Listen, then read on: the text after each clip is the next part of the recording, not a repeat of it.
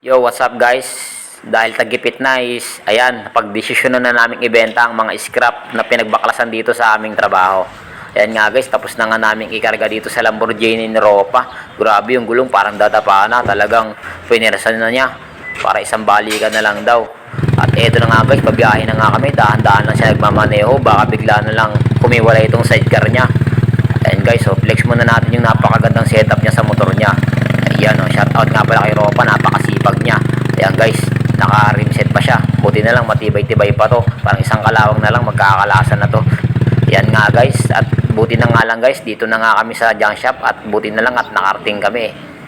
Ayan o, napakaganda. Flex ko muna ulit ang headlight ni Bossing, napakaganda. Ayan guys, tignan nyo guys, napakaganda na pagkakasetup niya rito. May takip pa ng RC. Grabe, rusi lang talaga sa kalam.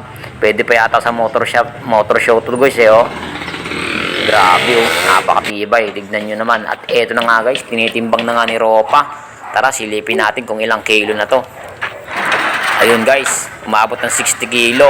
Ito pa lang ang natitimbang ni Ropa. Grabe, biruin mo yun, napakabigat ng kinarga ni Ropa sa motor niya pero hindi nagkalas. At eto na nga guys, dahil tapos na nga kaming magbenta, nagkakabigay na. Grabe naman ngiti ng 2,500 na to. Napapangiti rin tuloy ako. Mayroon pang mga ube. Ayun, at eto na nga guys, tapos nang magkabayaran, eto nga pala ang kinita natin, 2,300 pesos. Siyempre dahil kumita tayo, bibili tayo ng masarap na merienda. Yan, maraming pagpipilian dito. Yan, at siyempre hindi mawawala yung ube na hopya pala ang paborito namin. At tara guys, babalik na tayo sa site. Dalawa lang kami, kaya yan lang binili ko, kasya na yan sa amin. Yan, tara guys, let's go na, biyahe na tayo. At dito na nga guys, nakarating na pala ako sa site. At eto na nga, merenda na pala tong kasama ko. Grabe, dilat na yung mata kakahintay sa akin. Ang tagal ko kasi, yan syempre, wala nang pakundangan pa eh. Haluin na natin yan, tang na yan. O, ayan o, bakatang yan. Grabe guys, kung umuya yung kasama ko, tindi ng gutom talaga. Napakatindi ng gutom.